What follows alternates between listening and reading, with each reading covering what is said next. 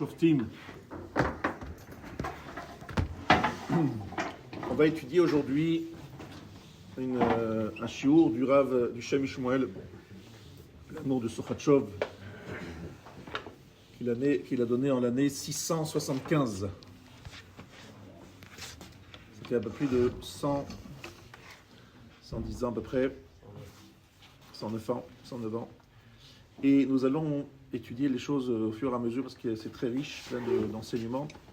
Et ça commence par un midrash rabbah. Amar Ravacha, bo ur'e shesh ma'alot hayu lekiseh shel Shlomo. Tout commence avec un midrash qui nous fait remarquer qu'il y avait 6 marches. Ma'alot, ce sont des marches. Le trône de Salomon, le trône de Shlomo, c'est un trône exceptionnel, extraordinaire, incroyable, à plein de niveaux. Il avait 6 marches. Et là, nous allons regarder, si vous voulez bien, la paracha d'aujourd'hui, donc de Shoftim. En fait, à chaque marche correspondait un pasouk du début de la paracha. Alors, on va comprendre peut-être certains, d'autres ça va être plus difficile à comprendre, et donc nous allons commencer par le premier. Vous savez que dans la paracha de Shoftim, évidemment, on parle des juges. Deuxième verset de la paracha, Lotate Mishpat. Lotate Mishpat, vous savez ce que ça veut dire, tu ne détourneras pas le jugement. Lotakir Panim, tu n'auras pas d'égard pour la personne. Velotikar Shochad, et tu n'accepteras pas de présent corrupteur. Donc jusqu'à présent, on est à combien de lavim, combien d'interdictions ? 3. Très bien, jusque-là on comprend, parce que le trône de Salomon, le Kiseh de Shlomo, c'est un peu le trône du roi qui juge. Donc c'est logique qu'à chaque étape, à chaque marche, on rappelle une règle qui correspond parfaitement à ce que le juge doit être vigilant sur ces 3 choses. Après, c'est un peu plus difficile. Il y a encore 3 marches, je vous rappelle. Amen.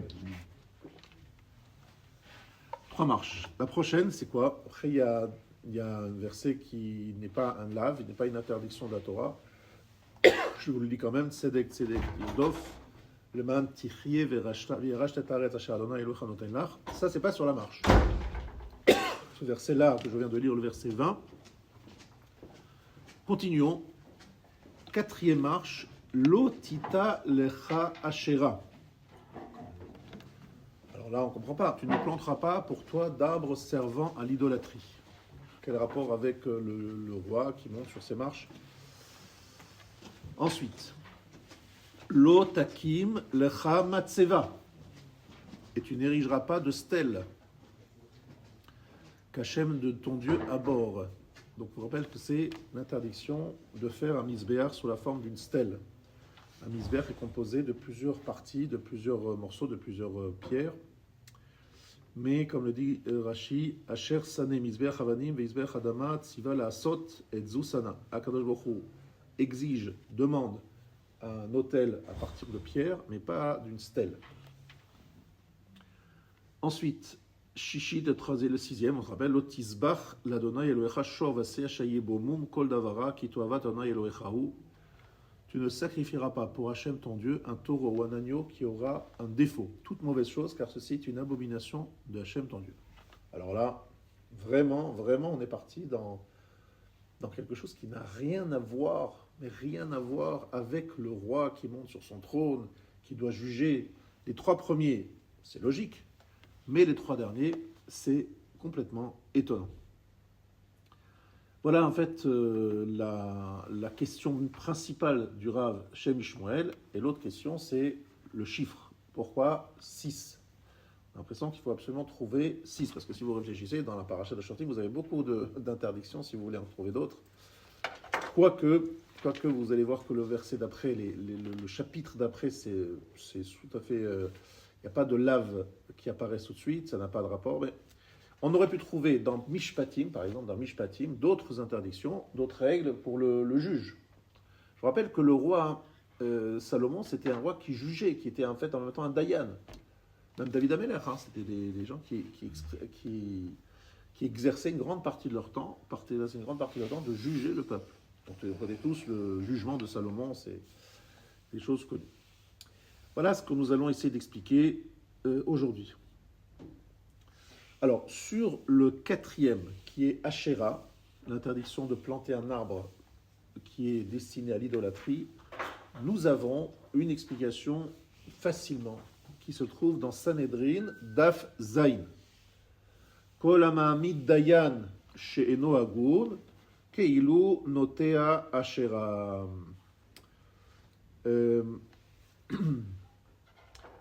Donc l'interdiction, je vous le rappelle, de Asherah, c'est même de planter un arbre sur le mont du temple, n'est-ce pas? Azara le notea ilan le bonnet bait beharabait. C'est comme ça que Rachid l'explique.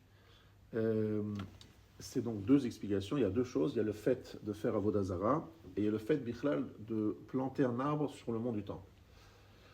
Sauf que la Gemara dans Sanhedrin nous dit Hama'amid dayan chez Noagoud, celui qui met en place un juge qui n'est pas convenable, qui n'a pas les qualités pour être un dayan, keilu notea ashera. C'est comme s'il plantait une ashera. Ça veut dire que mettre un dayan en place qui n'est pas convenable, c'est mettre en place en fait quelqu'un qui va avoir des références différentes que la Torah. C'est doit être que la Torah qui doit trancher, et le dayan doit être impartial et appliquer à la lettre ce que la Torah nous demande d'appliquer. S'il n'est pas un dayan hagoun, s'il n'est pas convenable, donc il va s'inspirer d'autres choses, que ce soit des mauvaises midot, que ce soit l'avodah zara. Donc c'est un peu comme noter à Asherah, comme si on allait vers d'autres croyances. Ça, c'est la première explication, mais on va aller beaucoup plus loin. Je vous l'explique. Ce shiur, Sanhedrin, Dafraf, Amoud, Bet. Amar Rav Yehuda bar Rabbi Ilai. Al shlosha dvarim nitztavu Israël biknisatan la'aretz. À leur entrée en Israël, les Juifs ont reçu 3 ordres, 3 mitzvot, 3 choses. Limnot alehem melech. Il fallait nommer un roi. Limchot zaro shel Amalek. Effacer la descendance d'Amalek. Velivnot lahem bet hamikdash, et de construire un bet hamikdash. Rappelez-vous, mettre en place un roi, effacer la descendance d'Amalek et de construire le bet hamikdash. Qu'est-ce que c'est ces 3 mitzvot? Dit le Shem Ishmuel. Là commence vraiment l'explication du Shem Ishmuel. L'homme est composé de gouf, nefesh et sechel. C'est quoi gouf? Le corps. Facile. Nefesh, c'est l'âme, mais l'âme animale, la plus basse, au niveau le plus bas, c'est-à-dire l'âme qui donne l'énergie au corps, n'est-ce pas? Nefesh existe aussi chez les animaux. Sechel, c'est l'intellect. Ce sont 3 choses différentes. Eretz Israël, c'est celle qui permet de réunir tout le peuple juif au niveau du corps. Tous se trouvent en Eretz Israël, tous dans un même lieu, d'accord? C'est Itachdout au niveau du corps. D'accord, du corps des Juifs, quoi. Réunion du peuple juif. On voit d'ailleurs très bien, comme on l'a expliqué la semaine dernière, que quand est-ce que Israël est devenu responsable et garant du niveau spirituel, chaque juif, d'un autre juif, c'est en entrant en Eretz Israël, pas avant. Parce qu'en entrant en Eretz Israël, on fait comme partie d'un même corps. Donc on ne peut pas accepter que dans le corps, il y ait une partie qui s'abîme. C'est dangereux pour l'ensemble du corps. On fait un. Le roi, c'est celui qui réunit le peuple juif au niveau du nefesh. Ça veut dire qu'il est censé, on voit à quel point c'est difficile en France de trouver un premier ministre, de trouver un dirigeant, de trouver quelqu'un qui fait parce que qu'est-ce que c'est qu'un bon leader? C'est quoi un bon leader? C'est quoi son rôle d'un vrai leader, d'un vrai roi? C'est en fait itachdout haretzonot vehamidot shem kochot hanefesh. Au niveau du peuple juif, lorsque tu as un roi, un leader charismatique, qui est capable de réunir toutes les retzonot, c'est-à-dire en fait, c'est quoi un bon leader? C'est quelqu'un qui est capable de capter les qualités, l'intelligence, l'énergie de tout un peuple et de les orienter dans une direction. Pas que ça parte dans tous les sens. Il est là, il dit voilà. Par exemple, il décide de faire la guerre, il dit voilà, on va tous se mettre pour gagner cette guerre. on va tous se mettre pour gagner la guerre économique, on va tous se battre. C'est celui qui est capable de capter toutes les énergies et toutes les midotes de chacun, et tous se disent, voilà, on a envie de se battre parce que lui, c'est notre leader, on a envie de se battre pour lui. Ça, c'est la force du roi, d'un vrai leader. D'accord? Et le Beth Amikdash, c'est le lieu de réunion de toutes les Neshamot qui sont dans le Sechel. La Neshama est dans le Sechel. Ça veut dire que, je résume, Eretz Israël, le roi et le Beth Amikdash sont là pour réunir les trois éléments. Gouf, Nefesh et Sechel. Le corps, l'âme, je veux dire aussi l'envie, le désir, l'énergie, et Sechel, l'intellect, que tout le monde soit dans une même direction, et au niveau des Neshamot. Et en fait, il y a à l'inverse, il y a Amalek, qui fait la séparation entre le Yud Ke du Shem Hashem et le Vav Ke du Shem Hashem. Ki Yad al Kes Ka, c'est-à-dire le verset dans Béchalach nous dit que lorsque Amalek est en place, il n'y a pas le nom d'Hachem qui est entier. Il ne reste que le Yud et le He. Il manque la deuxième partie, le Vav et le He. Ça veut dire en fait que le Sechel, la Neshama qui se trouve dans le Sechel aussi, elle ne pas meïr, elle n'éclaire pas, elle n'influence pas la partie basse du corps. C'est-à-dire que Amalek, son combat, c'est de couper le lien entre Yudke et Vavke. Et couper Yudke de Vavke, c'est couper le Sechel du reste du corps, un peu comme son grand-père Esav, qui a la tête dans la Meharat Amarpela, mais pas le corps. Alors on dit pourquoi la tête et pas le corps? Parce que la tête, c'était un Talmid Chacham, c'était un monsieur qui était un grand sage. Et malheureusement, au niveau de ses actions, aucun rapport. Ça n'avait aucune influence, ce qu'il savait, sur ce qu'il était. Au niveau des midot, au niveau de son énergie, il n'a tout à fait aucun rapport avec ce qu'il avait compris au niveau de son sechel. Donc, qu'est-ce que nous dit ici la Torah? Elle nous dit en rentrant en Eretz Israël, détruis Amalek. Parce qu'Amalek, ce qu'il va faire, c'est qu'il va justement il va s'opposer à tout ce qu'est Eretz Israël. Tout ce que doit être Eretz Israël, qui est leur réunion d'abord de tout le peuple autour du roi, de tout le peuple dans la terre d'Israël, de tout le peuple autour d'un projet commun que le roi va porter, et le Beth Amikdash, évidemment. Eh bien, qu'est-ce que fait Amalek? Lui, il est pour Ha'am mefuzar meforad ben ha'amim. Voilà les mots de Haman. Lui, ce qu'il veut justement, c'est de disperser. C'est sa force à lui. Sa capacité, lui, c'est de disperser. C'est disperser au niveau du klal, même au niveau du prat. C'est-à-dire de nous faire une séparation entre ce que nous comprenons et ce que nous sommes, comme le font le monde occidental. Le monde occidental fait énormément de moussard. Ils sont là toujours en train de donner des leçons. Alors là, pour les leçons, ils sont très forts. Des théories, des principes, etc. Magnifiques. Mais au niveau de ce qu'ils sont vraiment, on se rend compte que tout ça, c'est des belles paroles, mais dans l'action, ce sont des pourris. Mais ils parlent bien, ils présentent bien les choses, parce qu'effectivement, au niveau du sechel, ils comprennent ce qui devrait être. Mais au niveau de l'action, ça va parce qu'il y a une chatzitza, une séparation entre ce qu'ils comprennent et ce qu'ils sont. Voilà ce que représente, selon le Shem Ishmuel, la mitzvah, je vous rappelle, de détruire Amalek, associée à la construction de Beth Amikdash, évidemment, la réunion des Juifs en Eretz Israël et la nomination d'un roi. Maintenant, il est vrai, et ça c'est très intéressant, je voudrais qu'on analyse cette belle analyse psychologique et profonde du Shem Ishmuel sur chacun d'entre nous. Il dit c'est sûr, c'est qu'il y a une séparation, il y a des différences entre nous qui sont fondamentales au niveau de notre nature. Certains, dit le Rav, sont plutôt du côté, il appelle ça droite. Il y a toujours, vous voyez, la droite et la gauche dont on parle dans la politique. En fait, ça a un shoresh dans la Kabbalah, dans les choses très élevées.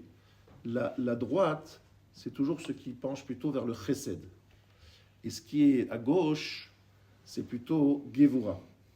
C'est pas tellement dans la façon dont se présentent aujourd'hui les partis politiques. Plutôt la gauche dit je vais m'occuper des pauvres, et la droite elle est plutôt dans la Gevura. A priori, c'est vrai que c'est différent. Mais au niveau de la Kabbalah, c'est sûr, la droite représente le chesed, la générosité, et la gauche est plutôt lié à la Gévoura, d'accord? Ça, c'est une évidence. Maintenant, qu'est-ce que fait le roi d'Israël pour qu'il n'y ait pas... Alors, il y a des différences. Il y a des gens plus Chesed, d'autres plus Gévoura. On a vu aussi Shammai et Hillel. Peut-être que c'est aussi dans cet esprit-là. Je ne sais pas sûr. Il ne le cite pas, le Rav. Alors, qu'est-ce que doit être le roi? Le roi, il doit être Kolel Kolamidot. Il doit réunir toutes ces midot. Comment on le voit? On le voit dans la paracha que nous avons vue dans le chapitre 27. Chapitre 27 de Parashat Bamidbar. Vous connaissez très bien ce verset. Ce verset, c'est la nomination de Yehoshua qui est demandée par Moshe. Quelle est sa qualité de Yehoshua? Eh bien, vous le savez, Hashem Yetze Lifneem Vashay Yavo Lifneem. Il s'écrit Yifkod Hashem Eloke Aruchot. Ish Asher Ruach Bo. Sheyuchal Haloch Neged Rucho Shel Kol Echad Ve'echad. Nous dit le Rashi dans Parashat Pinchas, la page 944, et chapitre 27, verset 18. Il nous dit clairement cette phrase. Il sait aller selon l'esprit, l'état d'esprit de chacun. Il sait s'adapter à chacun. C'est-à-dire, dit le Shem Ishmael, la force du dirigeant d'Israël, ça veut dire quoi? Lui-même, il est kaloul, il réunit toutes ses midot, chesed et gvura. Il a en lui le chesed et la gvura. D'un côté, il fait les guerres. Et la guerre, ça demande une certaine force, mais surtout une certaine violence. Et plutôt gvura, prendre le dessus, dominer les ennemis. Et en même temps, qu'est-ce que doit faire le roi? Il doit être plein de générosité, il doit s'occuper de chacun. Il doit prendre en compte son peuple. C'est pas quelque chose de contradictoire. Ça peut être contradictoire. Pourtant, le roi, son rôle, c'est d'être capable de réunir toutes ces forces opposées a priori. Pourquoi? Parce que on ne peut pas être un roi si on n'arrive pas à réunir tout son peuple. Or, le peuple est composé de toutes sortes de personnes. Donc toi-même, tu dois avoir en toi la compréhension de chaque juif, parce que toi-même, tu as en toi ces différentes qualités et les défauts de ces qualités et les défauts. Tu as tout ça en toi. Donc tu es capable de répondre à toutes sortes de sollicitations, d'attentes, parce que les gens parce que vous avez compris qu'est-ce que c'est qu'un roi. Un roi, c'est pas un tyran, c'est pas un despote. Un roi, c'est quelqu'un qui est aimé, apprécié et recherché par son peuple. Et il faut que chacun s'identifie à lui. Il faut que tout le monde dise, c'est mon roi, je suis son sujet. Et si le roi, il pêche, entre guillemets, par chesed, il est toujours gentil, etc., les gens disent, bon, ceux qui sont un peu plus exigeants disent, bon, c'est pas un dirigeant celui-là, il n'a pas de poigne, il sait pas... Si à l'inverse, il est trop dur, etc., les gens qui sont plutôt du chesed disent, bon, franchement, il est trop dur celui-là, On est d'accord? Donc il faut qu'il ait ces deux casquettes, qu'il puisse y aller de l'un à l'autre, qu'il puisse maîtriser, dominer ça. Vraiment, le roi, c'est pas... Effectivement, il n'y en a pas eu beaucoup des rois très, très réussis dans l'histoire juive. Hein. Franchement, il y a eu beaucoup de rois de côté d'Israël et côté de Yehuda, mais franchement, la barre est élevée, est haute, d'accord? Maintenant, comment est-ce qu'on arrive à être comme ça? A priori, on est des êtres humains, on a des natures, on est bien une nature plutôt chesed, ou plutôt gvura, c'est comme ça. Eh bien, le roi, son grande qualité, mais sa qualité première et la plus difficile à obtenir, c'est qu'il reste anav. Et qu'il s'annule devant la Torah, les chachamim, la volonté de la Torah, et ils disent, voilà, moi, je suis là que pour être missionné par Akadosh Baruch Hu, et je suis là pour faire connaître et appliquer la Torah dans mon peuple. Donc même si des fois, moi, ma nature, c'est plutôt de ne pas faire la guerre, si la Torah me demande de faire la guerre, je fais la guerre. Si la Torah me demande d'être Baal Ches, je fais... Cette capacité de Achna'a, qui est notre roi, qui a le plus connu, le plus réussi, c'est David Ameler. Et qu'est-ce que dit David Ameler? Anochi Tola'at. Il se considère comme un ver de terre. Ça veut dire qu'il a une anava incroyable, c'est très dur.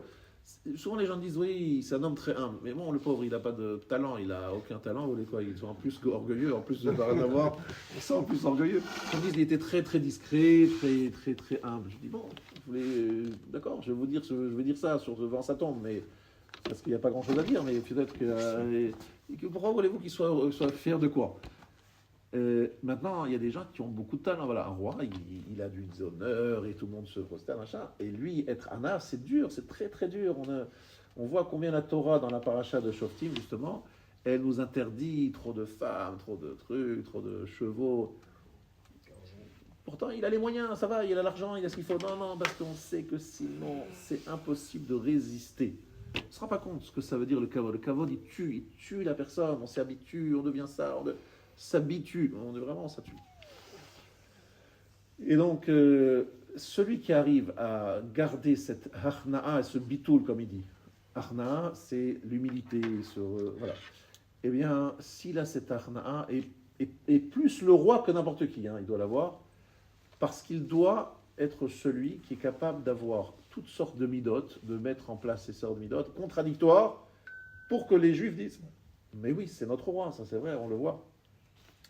David Ameller faisait des guerres, il a fait des guerres, et c'était des guerres avec une force, et avec un courage, et avec une puissance incroyable. Je ne sais pas combien de morts il y a eu, mais je ne sais pas, c'est sanglant, c'est les campagnes de David.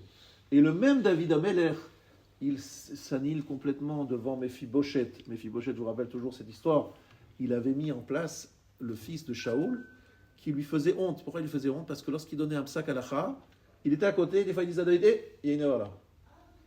Mettre en place un objecteur de conscience, quelqu'un qui contrôle, un contrôleur, devant les gens. Devant les gens, vous êtes en train de dire quelque chose, s'il vous plaît, monsieur le roi, j'ai quelque chose à vous dire, il y a une erreur là. Vous avez oublié une Gemara, Meforeshet, une Mishnah, je sais pas. Vous avez oublié une halakha. C'est incroyable. Il dit, de sa bouche, j'avais la honte.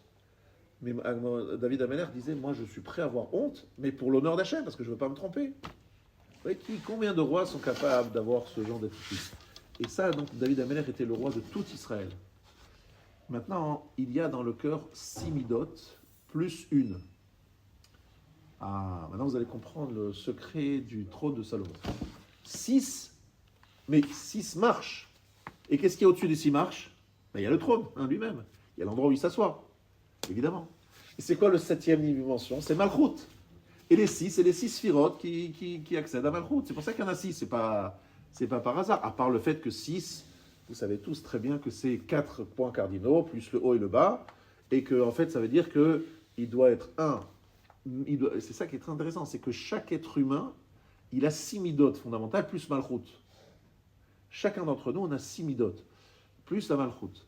Et en plus, il y a 6 côtés, quoi. Il y a le 4 points cardinaux, plus le haut et le bas. Et évidemment, tout ça, c'est une allusion en fait que le roi doit maîtriser, doit dominer l'ensemble de la nature, mais aussi sa nature propre d'abord. Alors, on va maintenant revenir, après toutes ces introductions, quel est le sens des différentes lavim? Alors, les 3 premiers, on avait expliqué que c'était 3 interdictions tout à fait logiques, correspondaient tout à fait à la problématique du roi. Le roi n'a pas le droit de prendre des pots de vin. Bon, ça c'est... Franchement, je pense que c'est logique de se rappeler en montant sur le trône. Parce que ce qui est très intéressant dans ce shiur, c'est qu'on va comprendre le lien qu'il y a entre les différentes versets de la Torah. La Torah ne met pas qu'un fourre-tout, quoi. C'est pas un fourre-tout, mais bon, allez, il y a un peu de place, on va mettre ça, on ne savait pas très bien où le mettre, on met ici.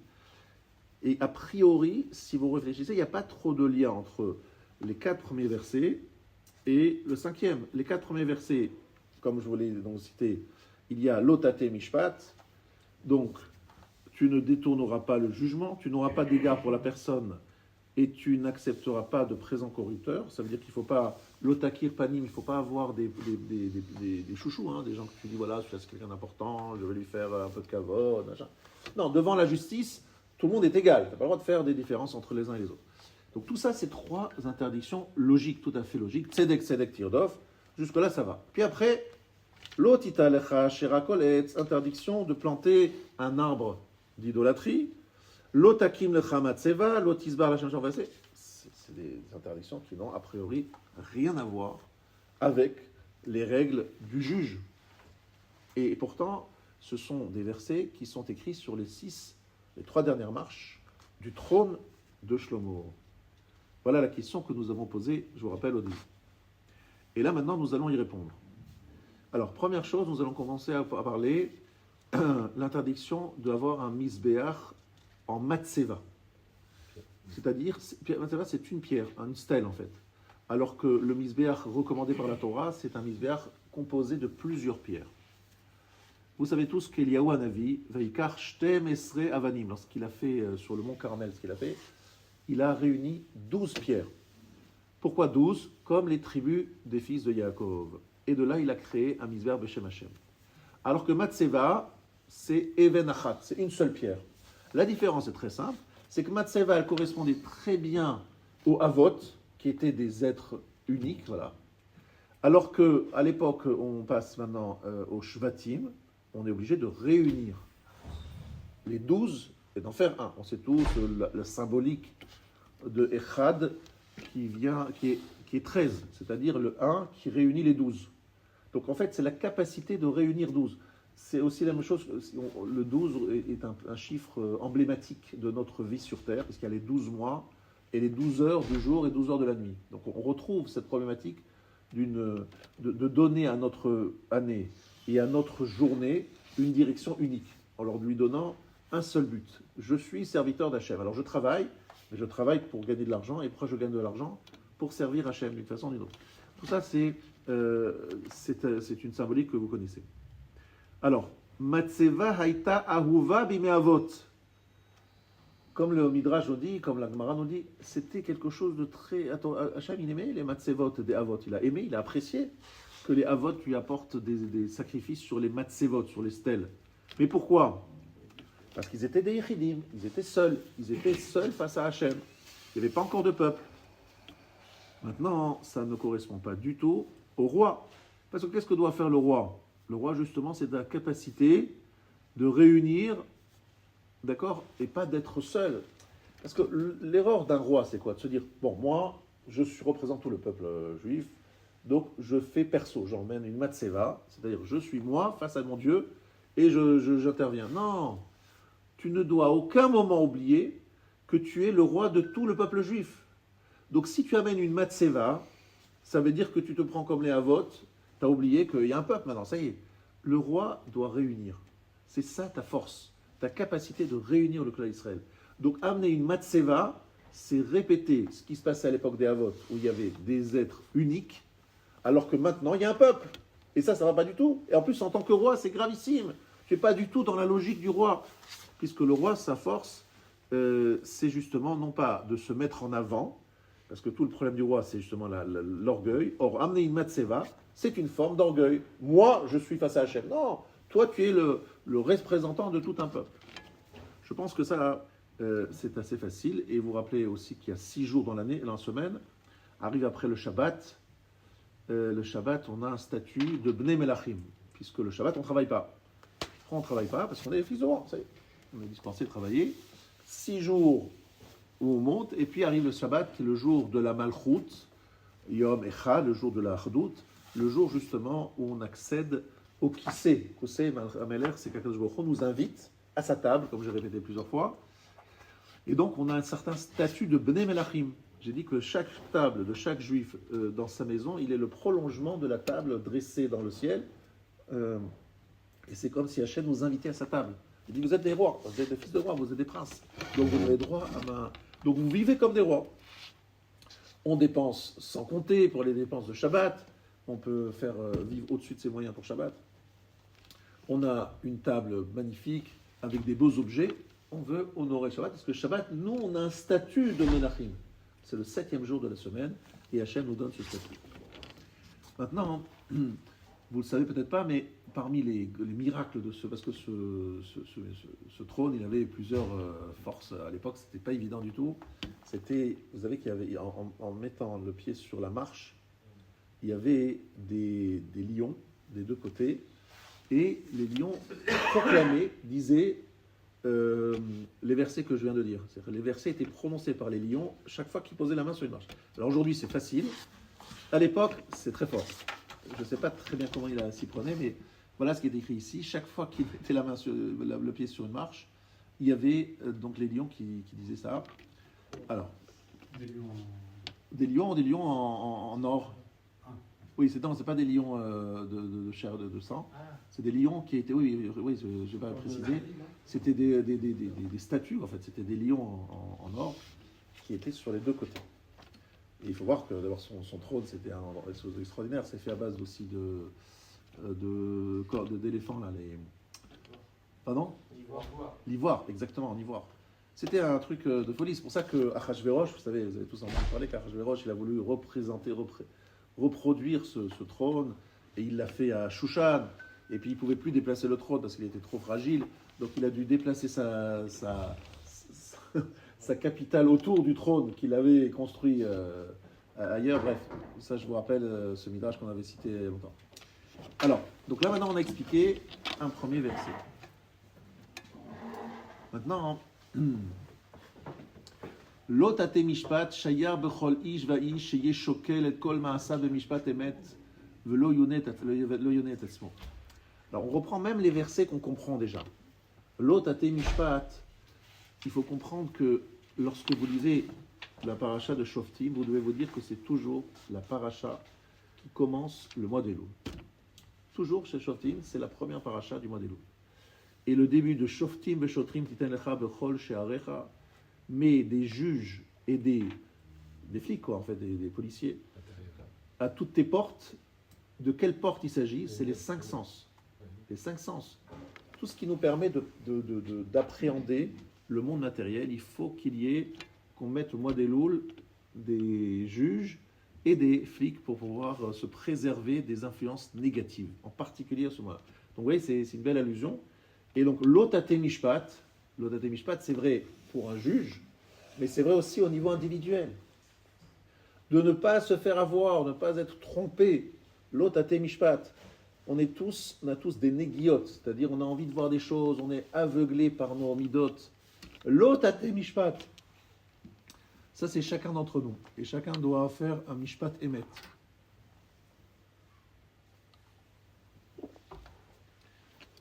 L'otate mishpat, vous savez, c'est pas obligatoirement un type. Il n'y a pas toujours des juges pourris. Il y a des fois des juges qui ne sont pas des juges pourris, qui essayent de voir la vérité, mais ils sont impressionnés par un des deux plaignants. Un des deux. Voilà, ils reçoivent Réhouven et Shimon. Très clairement, des fois, on est impressionné par un plutôt qu'un autre. Il a une prestance, il a une expression. Mais ça ne veut pas dire pour ça que c'est pas un pourri. Quoi. Des fois, il y a des pourris qui arrivent bien à se présenter de façon très favorable. Donc, l'otate mishpat, c'est vraiment, nous aussi, à notre niveau, se dire, est-ce que vraiment je fais ce que Hachem il veut, ou bien je dis que ce qu'Hachem veut, mais en fait, c'est moi qui veux, et je suis en train de dire que c'est Hachem qui le veut. Ne faisons pas comme le Hamas. Bien, ça c'est l'otate mishpat. Mais ça, je pense, c'est assez facile à comprendre. L'otakir panin. D'accord, il ne faut pas reconnaître des visages. Ça veut dire quoi? Ça veut dire que des fois, alors au niveau du juge, c'est facile à comprendre, mais même au niveau de chacun. Chez l'oyeno sepanim la sechel. Des fois, notre cerveau, notre logique, notre raisonnement nous amène à une certaine conclusion. C'est quelque chose qui est très dur pour nous d'aller à l'encontre de notre compréhension, notre appréhension logique et raisonnable du monde. Et nous avons tous des a priori et des idées préconçues. D'accord? Donc c'est très dur de l'otakir panim. En général, alors évidemment il s'agit de juges qui reçoit 2 personnes et qui a peut-être des préférences. Mais au niveau de chacun d'entre nous, l'otakir panim, ça pourrait être un homme impressionné par un raisonnement logique et intellectuellement qui tient la route, face à un message de la Torah qu'il ne comprend pas bien, qu'il n'intègre pas bien, et il pourrait avoir envie de déformer ce que dit la Torah ou ne pas la comprendre, ne pas l'appliquer, parce qu'il est tout simplement impressionné par le raisonnement logique qui s'impose à lui. Donc ça c'est aussi vrai donc, au niveau de l'individu, l'otakir panim. Ne sois pas impressionné par quelque chose qui t'impressionne plus que d'autres parce que c'est le sechel, parce que c'est intellectuellement plus logique. L'otikar shochad, d'accord, ne prends pas des pots de vin, évidemment, ça c'est facile de comprendre. c'est lorsque nous avons chacun des intérêts à plutôt à dire oui ou non, et toujours, évidemment, on se justifie en disant non, je dis ça, c'est pour Hachem, c'est pour la Torah, c'est pour les mitzvot, mais en fait, c'est parce que tu as des intérêts personnels, et on sait très bien de quoi on parle, c'est même pas la peine de l'otita lecha ashera. Alors, l'otita lecha ashera, c'est très intéressant que je voulais ici vous l'expliquer de façon plus profonde que tout à l'heure. Je vous ai expliqué qu'on n'a pas le droit de planter un arbre sur le mont du temple. Pas simplement une avodah zara.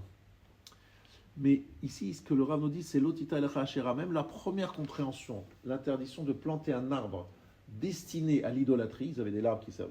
L'otita lecha hamachnis belibo marshavot zarot.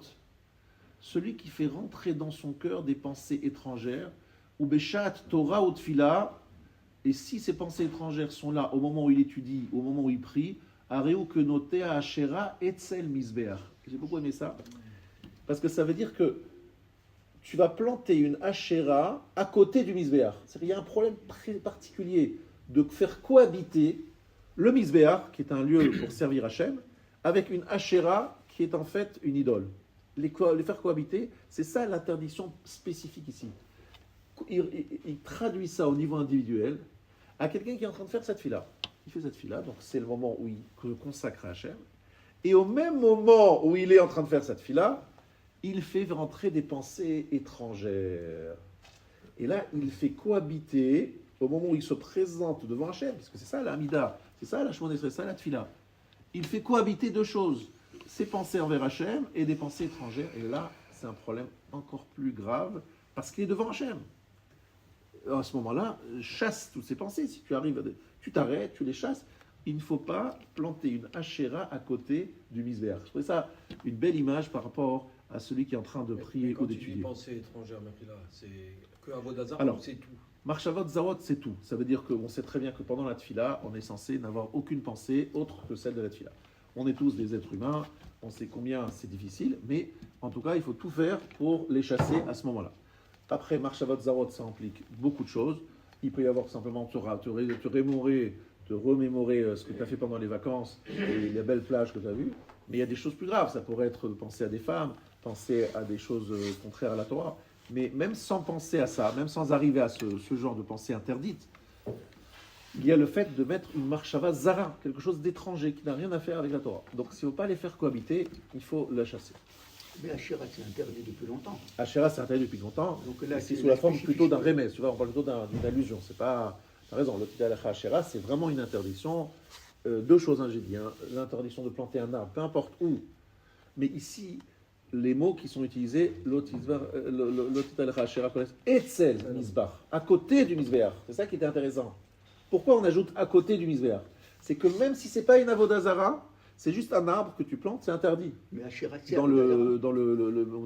Asherah, c'est forcément avodah zara, non? Oui, sauf que Rashi et l'Agma, en fait, c'est pas Rashi qui l'invite, évidemment. Azara le noté à Ilan ou le bonnet Bait Be'arabait. Donc c'est une Gemara qui dit ça. C'est une interdiction pour celui qui plante un arbre, même qui n'est pas avodah zara. Ou quelqu'un qui construirait une maison sur le mont du Temple. Par exemple, Al-Aqsa, ça n'a pas sa place, c'est Assour. C'est pas avodah zara, mais c'est interdit, même si c'est pas avodah zara. Pourquoi? Parce qu'on n'a pas le droit de construire autre chose. Le mont du temple, vous avez vu les photos, les reproductions. Il n'y a que le misbéach, l'hôtel, le misbéach et le mishkan, le misbéach, le Beth Amikdash. Il n'y a rien, il n'y a pas d'arbre. On aurait pu dire, mais c'est bien, c'est agréable, les arbres. On va avoir un peu d'ombre. Il n'y a rien du tout. C'est assourd de le faire. Ensuite, on va continuer ce que nous propose l'Otizvar, la Shem Elokecha, Shor Vasé. Non, l'Otakim Lecha Matseva, on l'a expliqué. L'Otizvar, la Shem Elokecha, Shor Vasé, Asher Yebomum. Alors là, c'est très intéressant aussi. Je répète le verset, c'est le chapitre 17, verset 1. Tu ne sacrifieras pas pour Hachem ton Dieu un taureau ou un agneau qui aura un défaut, toute mauvaise chose, car ceci est une abomination de Hachem ton Dieu. Qu'est-ce que fait ce verset sur le trot de chevaux? Ça aurait dû être sur Vaïkra. D'abord, c'est quelque chose qui a un rapport plutôt à Vaïkra avec les lois des korbanot, des sacrifices, mais vraiment, ça n'a rien à voir sur le trot de Shlomo Ameler. Or, c'est la 6e marche. Alors, explication du Shem Ishmuel. Il nous dit qu'est-ce que c'est le moum dont on parle ici. Aino Mishemit Gae Bavodato Obelimudo. C'est quelqu'un qui est orgueilleux, fier de sa tfila, de sa service divin en général, ou de son étude. Kol man de Yahir Baalmum Hu. Celui qui est orgueilleux, c'est comme Baalmum, il a un défaut. Inken Hu Atzmo Korban Baalmum. Lui, c'est un korban. Pourquoi c'est un korban? Parce qu'il est en train de prier. Il est en train de se rapprocher d'Hachem. C'est ce qu'il a fait. Mais en se rapprochant d'Hachem, qu'est-ce qu'il en retire? Il en retire une fierté. Il se gargarise en disant, moi je suis un grand serviteur d'Hachem. Je fais des slichot, ça dure 1h15, 1h30. Puis après, je fais une tfila d'1h15, je prends 2h30 tous les matins. Je suis fier et je chante bien et je suis... Alors, ça s'appelle Baalmoum parce que justement, cette avoda, c'est pour se rabaisser devant Hachem, être humble devant Hachem. Et lui, il en tire une fierté qui est tout le contraire de ce que nous attendons, ou bien dans son étude, dans son limoud. Ainsi, le Shabbat, ça c'est magnifique, regardez, c'est la suite. Vous savez que le roi, évidemment, il est assis sur un trône. Comment s'appelle le trône du roi? Qui sait? Première lettre, c'est Chaf. À quoi ça vous fait penser? Qui sait Chaf? Kesef, l'argent. Samer, Soussim. Aleph, Isha. Ça veut dire quoi? C'est les trois interdictions qu'a le roi. Lo yarbe, lo meod. Il n'a pas le droit d'augmenter trop l'argent et l'or. Il n'a pas le droit d'avoir trop de chevaux. Et il n'a pas le droit d'avoir trop de femmes. Lo yarbe, lo nashim. Ce sont les trois interdictions. Et ça, c'est les premières lettres du mot kissé. Kesef, Sous et Isha. Ça veut dire, nous dit le Maharal, l'argent et l'or, c'est quelque chose qui est lié au sechel.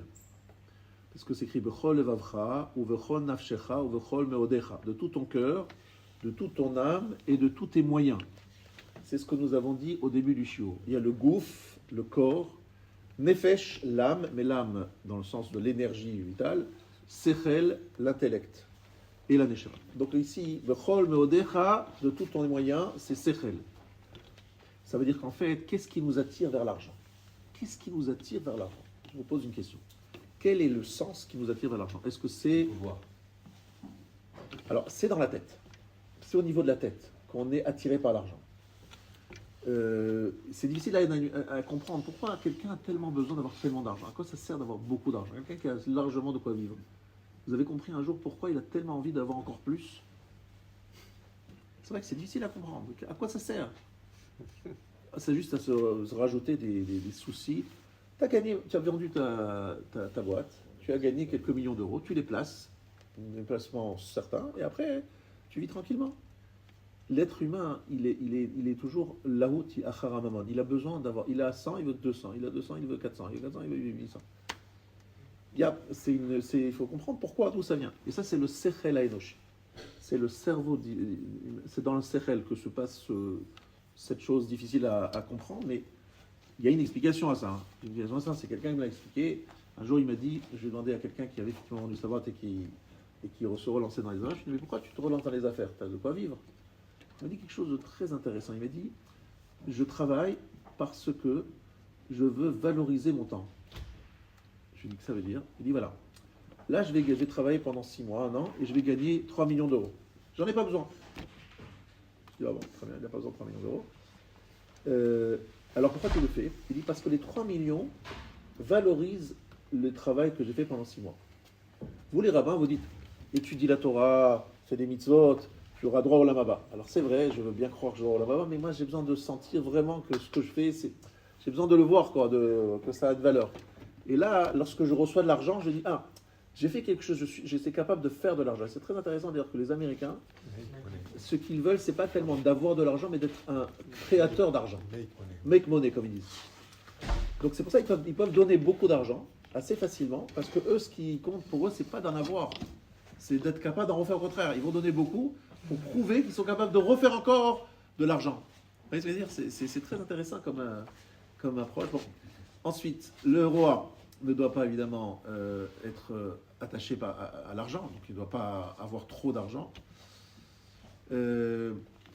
malheureusement, l'histoire nous a montré, Shlomo Ameler, c'était vraiment le roi qui avait beaucoup d'argent là-bas. Il y a des psukim entiers sur le nombre d'or qu'il recevait, enfin des quantités d'or qu'il recevait, c'était incroyable.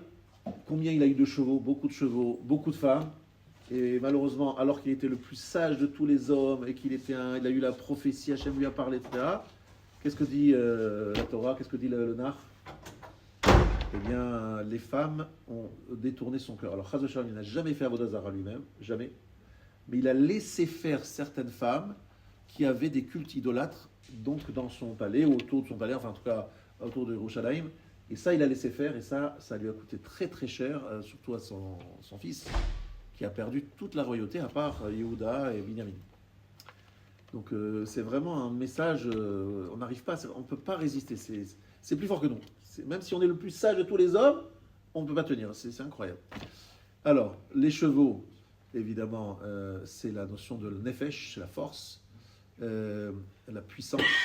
Et les femmes, c'est évidemment le gouf, le corps. Donc je vais vous donner gouf, nefesh et sechel au niveau des chevaux, des femmes et de l'argent.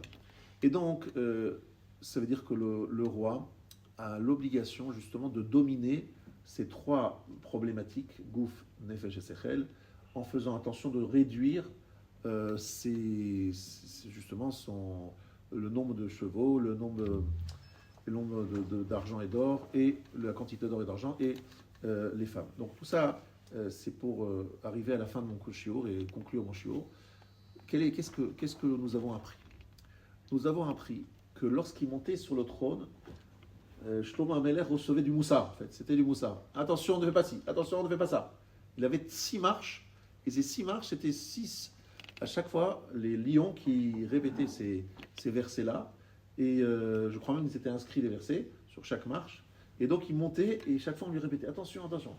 Mais ce qui a été extraordinaire dans ce que nous avons découvert dans ce shiur, c'est qu'il y a 3 marches qui a priori n'ont rien à voir avec le roi et avec sa fonction royale.